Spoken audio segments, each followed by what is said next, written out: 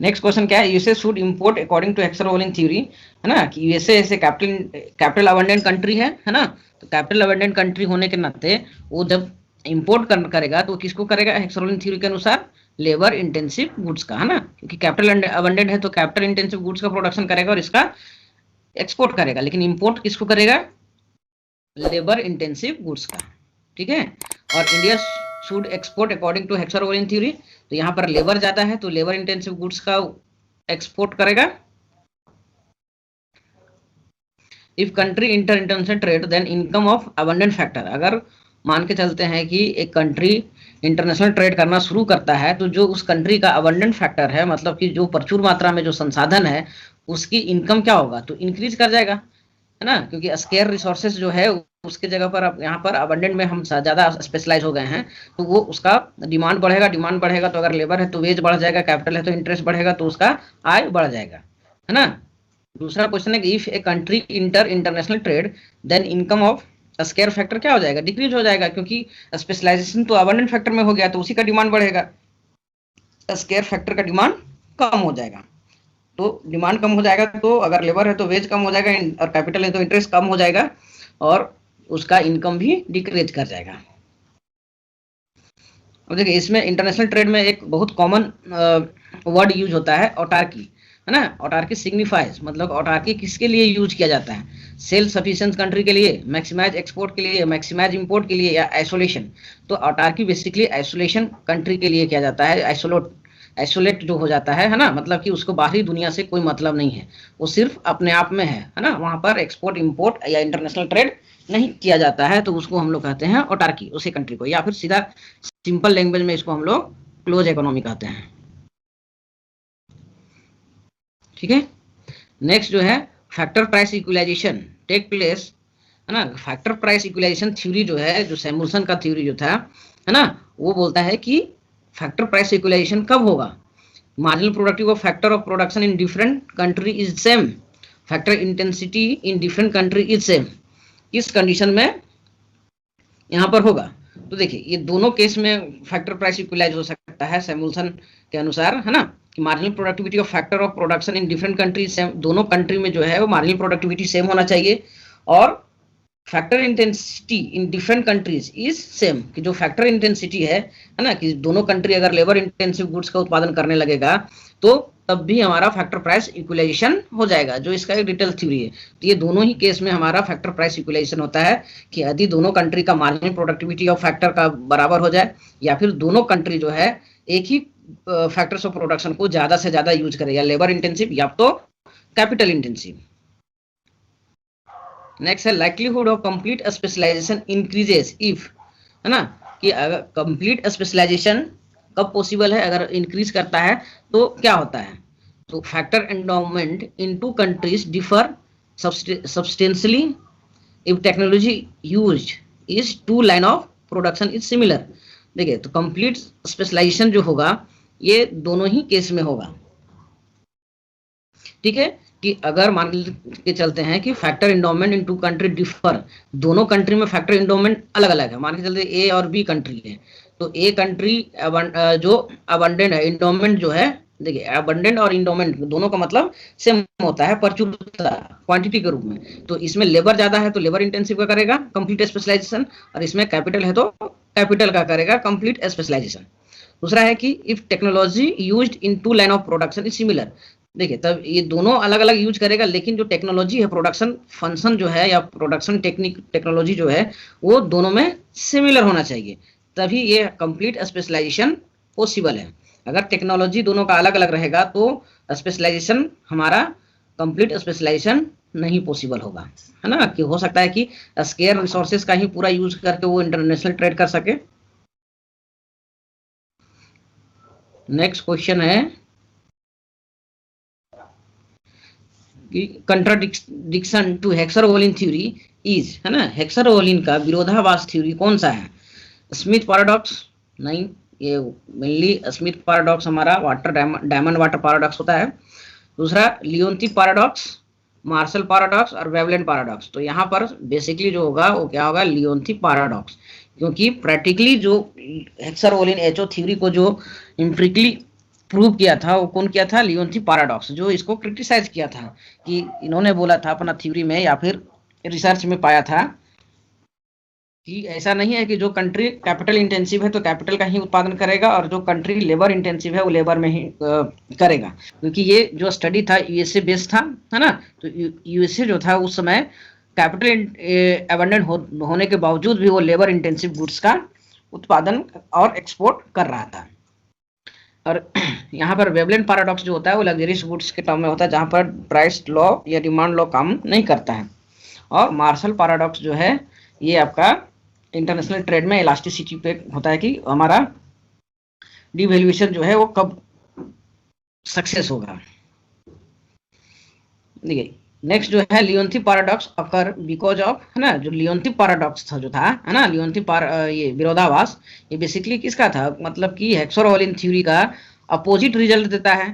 तो ये किसके कारण हो रहा था? फैक्टर रिवर्सल के कारण,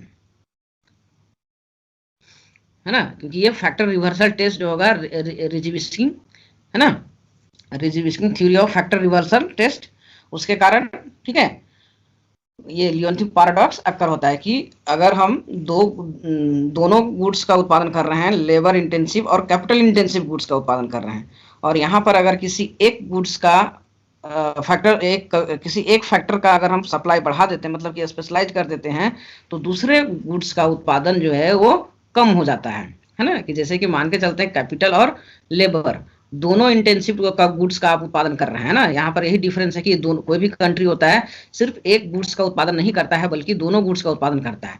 तो यदि हम कैपिटल इंटेंसिव गुड्स का उत्पादन अगर बढ़ा देंगे तो लेबर इंटेंसिव गुड्स का हमारा प्रोडक्शन जो है वो घट जाएगा, ठीक है। नेक्स्ट है फैक्टर रिवर्सल मैटर, है ना, कि फैक्टर रिवर्सल मैटर कब करता है? Factor endowment are similar, factor endowment differ significantly और फैक्टर प्राइस आर सेम। तो ये होगा आपका बी, कि फैक्टर इंडोमेंट डिफर करेगा दोनों कंट्री में, है ना। दोनों कंट्री अलग अलग फैक्टर्स ऑफ प्रोडक्शन का फैक्टर्स ऑफ प्रोडक्शन है तभी होगा, मतलब कि एक जो है लेबर अबंडेंट है और दूसरा कैपिटल अबंडेंट है। तो ये जब आप थ्योरी पढ़िएगा इसको तो फिर आपको डिटेल में समझ में आएगा कि किस तरह से कैपिटल इंटेंसिव लेबर इंटेंसिव हो जाता है और लेबर इंटेंसिव कैपिटल इंटेंसिव हो जाता है। नेक्स्ट जो है Leontief tested his paradox theory for the USA for the year, है ना, कि लियोनथीव जो था अपना थ्योरी को किस ईयर में यूएसए पर टेस्ट किया था ना, मतलब रिसर्च किया था। तो ये था 1947, ठीक है। नेक्स्ट जो है Leontief tested his hypothesis with the help of, है ना, कि जो लियोनथीव पैराडॉक्स जो बताया, मतलब हेक्सोरोलिन थ्योरी को जो इन्होंने टेस्ट किया या फिर उस पर जो रिसर्च किया था वो किस टेक्निक से किया था? इनपुट आउटपुट इनका जो फेवरेट है ना।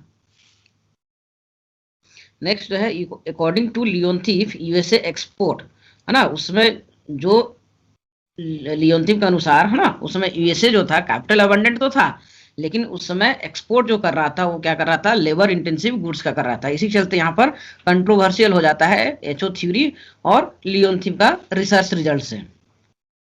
नेक्स्ट जो है vent for surplus approach is applicable to, है ना। तो वेंट फॉर सरप्लस कहने का मतलब क्या होता है कि कोई जितना डोमेस्टिक कंजम्पशन से जो बच जाता है ना, उस जो बच गया उसी को क्या करेगा? फॉरेन मार्केट में सस्ता दर पे बेचेगा, है ना। तो ये बेसिकली किसके लिए यूज होता है? अंडर डेवलप कंट्री के लिए।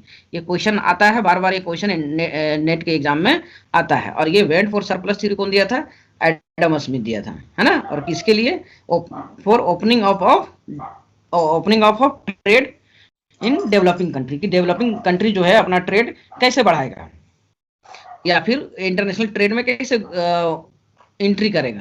तो इनका कहना इस थ्योरी के अनुसार क्या था कि जैसे डेवलपिंग कंट्री में किसी एक चीज का डिमांड जो होता है वो ज्यादा होता है, जिसके कारण में वो स्पेशलाइज हो जाता है। जैसे कि इंडिया के केस में पॉपुलेशन ज्यादा है तो यहाँ पर एग्रीकल्चर जो होगा, है ना, वो ज्यादा मात्रा में प्रोडक्शन होगा, मतलब कि जो वॉल्यूम ऑफ प्रोडक्शन है वो ज्यादा होता है। तो किसी भी चीज को लार्ज स्केल पे अगर उत्पादन करते हैं तो उसका कॉस्ट ऑफ प्रोडक्शन ऑटोमेटिक कम हो जाता है। तो वही बोलते हैं कि अगर डोमेस्टिक कंजम्पशन के बाद, मतलब कि यहाँ पर लार्ज स्केल में किसका उत्पादन हो रहा है? एग्रीकल्चर का। तो एग्रीकल्चर का जो डिमांड है डोमेस्टिकली वो पूरा करने के बाद जो सरप्लस बच जाता है, इस सरप्लस को हम फिर क्या करेंगे? इंटरनेशनल मार्केट में बेचेंगे सस्ते प्राइस पे, ताकि इससे हमारा एक इमेज भी बने, इंटरनेशनल मार्केट में हमारा पहचान भी बने और हम व्यापार की शुरुआत भी कर सके। तो ये इवेंट पोस्ट सरप्लस थ्योरी कौन दिया था? Adam Smith. और किसके लिए? अंडर डेवलपिंग कंट्री के लिए, अंडर डेवलप कंट्री के लिए। नेक्स्ट जो है वो क्या है? Ability theory was put forward bye, है ना। एबिलिटी थ्योरी जो है ये मॉडर्न थ्योरी का एक पार्ट है, जैसे कि actually modern theory of international trade किसको कहते हैं? हेक्सर ओलिन का। लेकिन ऐसा नहीं है कि वही लास्ट थ्योरी है इकोनॉमिक्स में, उसके अलावा भी बहुत सारा थ्योरी है, जैसे कि एबिलिटी थ्योरी तो ये दिया था कौन? कार्विस, है ना।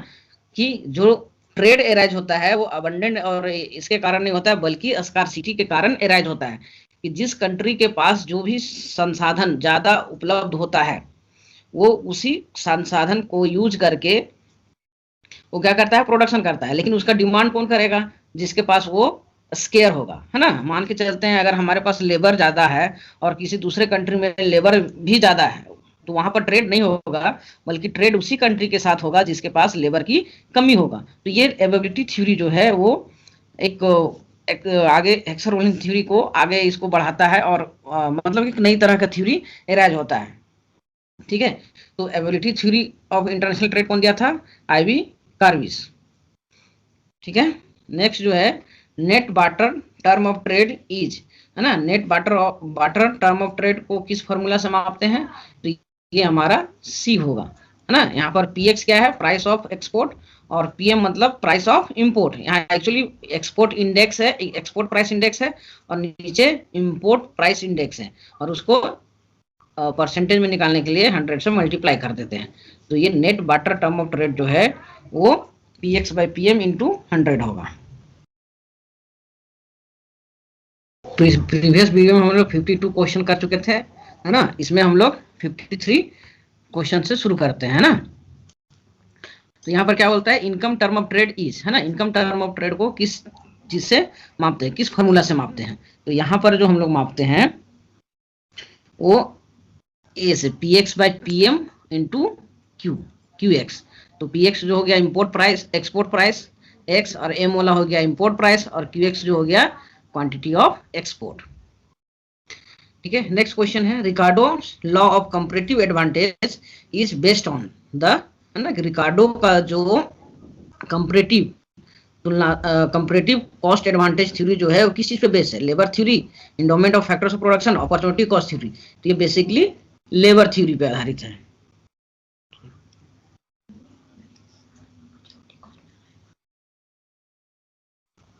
रिकार्डो लॉ जो है, रिकार्डो कंपैरेटिव कॉस्ट एडवांटेज थ्योरी जो है ये बेसिकली किस पे आधारित है? अपॉर्चुनिटी कॉस्ट थ्योरी पे आधारित है।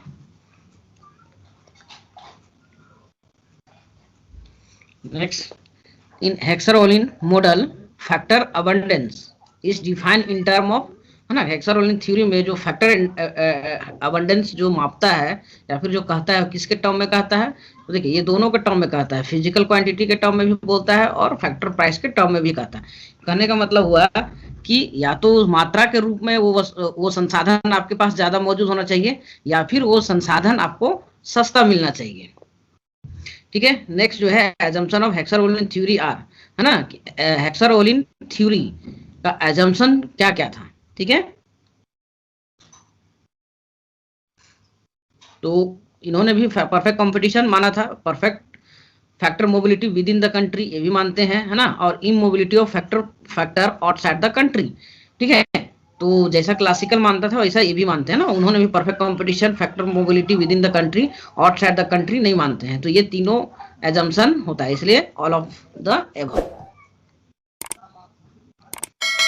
नेक्स्ट क्वेश्चन है according to Heckscher Ohlin theory production function of different countries for same product is, क्या होगा? सेम होगा। नेक्स्ट है previous argument is concern with deterioration in term of trade against, है ना। जो सिंगल प्रीवियस का जो थ्योरी है deterioration of term of trade, है ना, वो किस चीज के अगेंस्ट था? है ना। मतलब कहने का मतलब इनका जो थ्योरी बेसिकली जो है कि जब डेवलप और डेवलपिंग कंट्री ट्रेड करता है तो टर्म ऑफ ट्रेड किसके फेवर में जाता है? तो इन्होंने बोला था कि ये हमेशा जो है वो डेवलप कंट्री के फेवर में जाता है। क्यों जाता है? क्योंकि डेवलप कंट्री जो होता है वो कैपिटल गुड्स का एक्सपोर्ट करता है, जबकि डेवलपिंग कंट्री जो होती है वो हमारा प्राइमरी गुड्स मतलब कि एग्रीकल्चर गुड्स का एक्सपोर्ट करती है। तो जैसे इनकम बढ़ता है या ट्रेड साइकिल का सारा बेनिफिट जो है वो डेवलप कंट्री को मिल जाता है, क्योंकि कैपिटल गुड्स जो होता है वो इनकम इलास्टिक होता है, जबकि एग्रीकल्चर गुड्स जो होता है इनकम इन इलास्टिक होता है। इसलिए एग्रीकल्चर गुड्स का जो प्राइस ज्यादा फ्लक्चुएशन नहीं होता है और ना ही डिमांड, मतलब कि इसका डिमांड जो होता है कांस्टेंट होता है। इसलिए डेवलप और डेवलपिंग कंट्री में जब भी ट्रेड होगा तो बेनिफिट जो होता है वो डेवलप कंट्री को होता है, according to Singer previous theories, है ना। तो यहाँ पर प्रीवियस किसके टर्म में आर्गुमेंट कर रहे हैं, किसके ट्रेड के अगेंस्ट में, डेवलप कंट्रीज का।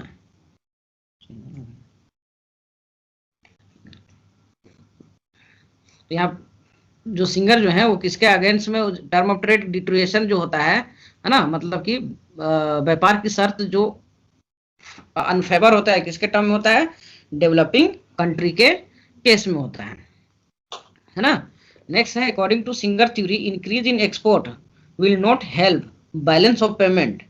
ठीक है, कि अगर हमारा एक्सपोर्ट बढ़ता है ना, तो ये बैलेंस ऑफ पेमेंट को इंप्रूव करने में हेल्प नहीं करता है। कब कब income elasticity of export is low, demand is in elastic, supply is in elastic. तो ये सारा कारण होता है ना, कि अगर आपका जो जिस प्रोडक्ट को आप एक्सपोर्ट कर रहे हैं वो इनकम इलास्टिक जो है वो लो है ना, कि आय अगर बढ़ता है फिर भी आपका डिमांड जो है वो कम हो रहा है आपके गुड्स का फॉरेन में, डिमांड जो है इन इलास्टिक है। ठीक है, घटेगा बढ़ेगा नहीं। तीसरा कि अगर मान के चलते हैं आपका डिमांड बढ़ भी गया लेकिन आपका सप्लाई चेन जो है वो इन इलास्टिक है, कि आप उस जिस हिसाब से आपका डिमांड बढ़ रहा है ना उसके हिसाब से आपका सप्लाई नहीं बढ़ा पा रहा है। ठीक है, तो आपका जो एक्सपोर्ट है तो इंक्रीज कर जाएगा लेकिन आपका बैलेंस ऑफ पेमेंट इंप्रूव नहीं करेगा। ये जनरली इंडिया के केस में देखा गया था कि जब वो डिवैल्यूएशन किया था तो डिवैल्यूएशन फेल्योर होने का ये तीनों कारण जो था उस सबसे इंपॉर्टेंट था, है ना, जिसमें से सबसे इंपॉर्टेंट क्या था, सप्लाई इज इन इलास्टिक, कि जिस हिसाब से डिमांड बढ़ा उसके हिसाब से हम सप्लाई नहीं कर पाए थे, और दूसरा प्रोडक्ट क्वालिटी था ये इंडिया के केस में। नेक्स्ट है previous argument is concern with the effect of business cycle on term of trade, है ना। इनका जो बेसिक फोकस वो क्या था कि जब टर्म ऑफ ट्रेड और बिजनेस साइकिल, जब बिजनेस साइकिल मतलब कि बूमिंग होता है तो उसका प्रभाव किस पे पड़ता है, या फिर डिप्रेशन होता है तो उसका प्रभाव किस पे पड़ता है, बैलेंस ऑफ पेमेंट पे, आउटपुट पे, कंजम्पशन पे। तो इनका थ्योरी ही है deterioration of term of trade. तो ये ट्रेड साइकिल का इंपैक्ट किस पे देख रहे थे, टर्म ऑफ ट्रेड पे। नेक्स्ट क्वेश्चन है export of agriculture product highs, है ना, कि एग्रीकल्चर प्रोडक्ट का एक्सपोर्ट जो है वो क्या है, low income elasticity, low demand elasticity, high income elasticity.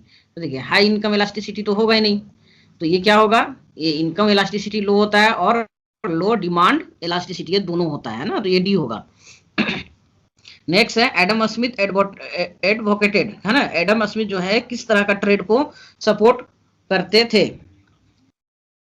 तो बेसिकली क्लासिकल का शुरुआत यहीं से होता है, तो क्लासिकल हमेशा फ्री ट्रेड का बात करेगा। कस्टम ड्यूटी ये मॉडर्न का है ना, और क्वांटिटी रिस्ट्रिक्शन ये दोनों ही टैरिफ एंड कोटाज का पार्ट है। तो क्लासिकल हमेशा फ्री ट्रेड का बात करते हैं।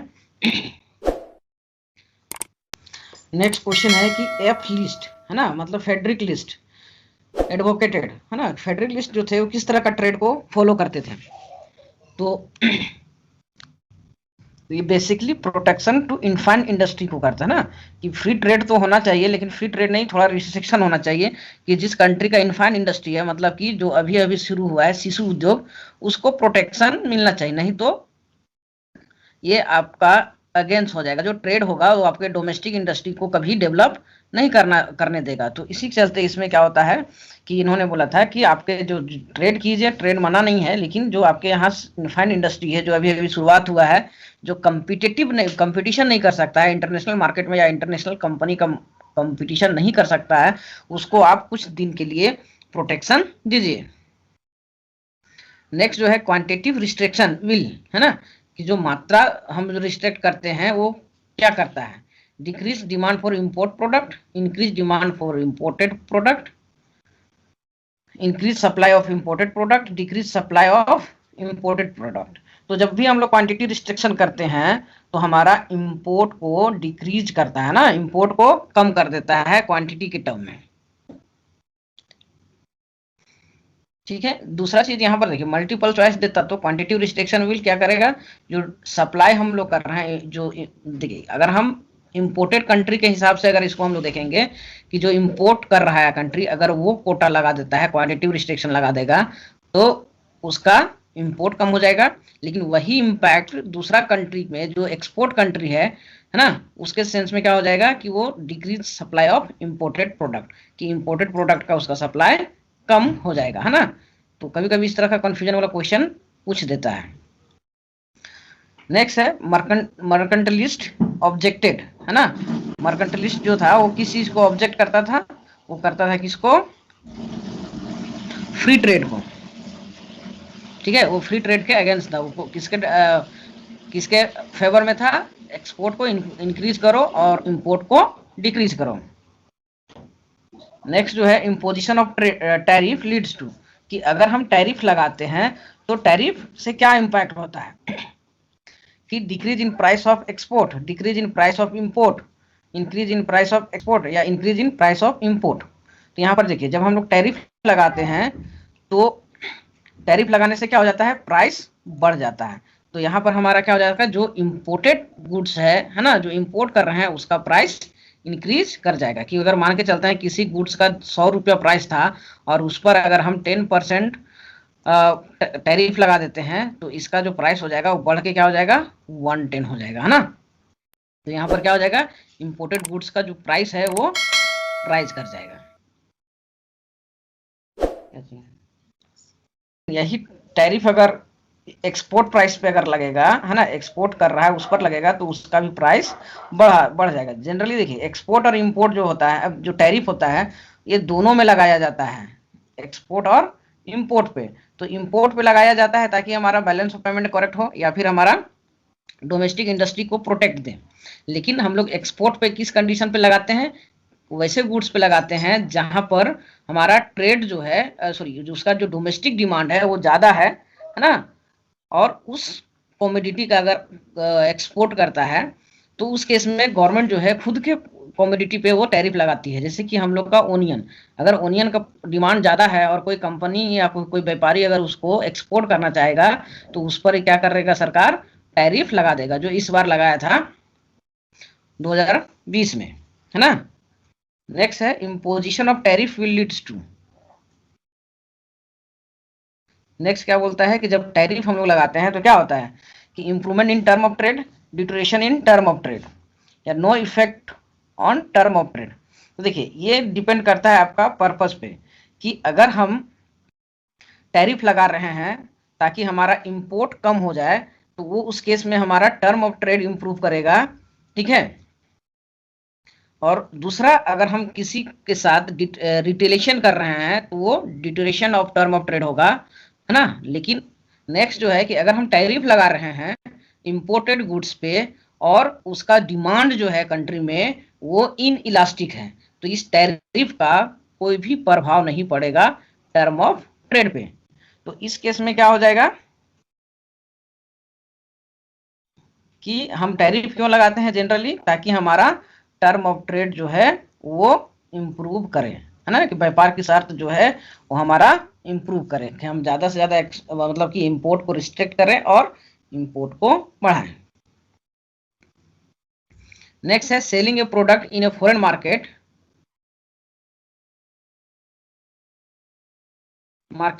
Eight a lower price than in home market is called, है ना। मतलब कि यहाँ पर जो है कि कोई कंट्री जो है फॉरेन मार्केट में सस्ता दाम पे अगर बेच रहा है और डोमेस्टिक में हाई प्राइस पे बेच रहा है तो उसको हम लोग क्या कहते हैं, डंपिंग कहते हैं। जो ये इंटरनेशनल मोनोपोली का एक पार्ट होता है कि वो फॉरेन मार्केट में वो क्या करेगा, सस्ता से सस्ता बेचेगा, अपना एवरेज कॉस्ट से भी कम में बेचेगा, और अपने देश में, क्योंकि वो अपने देश में क्या होता है, मोनोपोली होता है, तो जो यहाँ पर नुकसान होता है वो अपने कंट्री से कवर कर लेता है हाई प्राइस करके, ठीक है। तो ये बेसिकली जो डंपिंग का यूज होता है, वो डंपिंग का यूज क्यों करता है कंट्री, फॉरेन मार्केट को खत्म करने के लिए, ठीक है। और कार्टेल जो होता है, इंटरनेशनल कार्टेल, है ना। तो ये कार्टेल जो होता है बेसिकली ये भी कार्टेल बन जाता है तो मोनोपोली हो जाता है ना। और मोनोपोली होके हाई प्राइस चार्ज करता है किसमें, मतलब कि अपने प्रोडक्ट पे जब ये एक्सपोर्ट करता है, जैसे कि हमारा OECD ओपेक है ना। तो ओपेक जो है वो क्या करता है कि तेल का दाम बढ़ा देता है। तो इन लोग अपना एक संगठन है ना। तो कार्टेल तभी सक्सेस हो सकता है जब वैसे गुड्स का सप्लायर जो है वो कम होना चाहिए, मतलब कि ये ओलिगोपोली का ही पार्ट है। नेक्स्ट है प्रोटेक्शन क्रिएट्स, है ना। जब हम लोग प्रोटेक्शन करते हैं तो क्या होता है, vested interest, corruption, inefficiency, all of the above होगा। क्योंकि जब हम लोग प्रोटेक्शन क्रिएट करते हैं मतलब कि टैरिफ या कोटा करके इंपोर्ट को रोकते हैं, तो सबसे पहला बात होता है कि ये करप्शन को बढ़ावा देता है। दूसरा इनफिशिएंसी की डोमेस्टिक जो हमारा कंपटीशन है डोमेस्टिक फर्म को वो नहीं झेलना पड़ता है और वो यहाँ पर मोनोपोली हो जाता है। और जो वेस्टेड होता है ना, वो हम रिसोर्सेज को सही तरीका से यूज नहीं करते, क्योंकि मोनोपोली जो होता है वो हमेशा क्या करता है कि जितना उत्पादन करना चाहिए उससे कम ही करता है ताकि सप्लाई कम रहे और हमारा प्राइस ज्यादा रहे।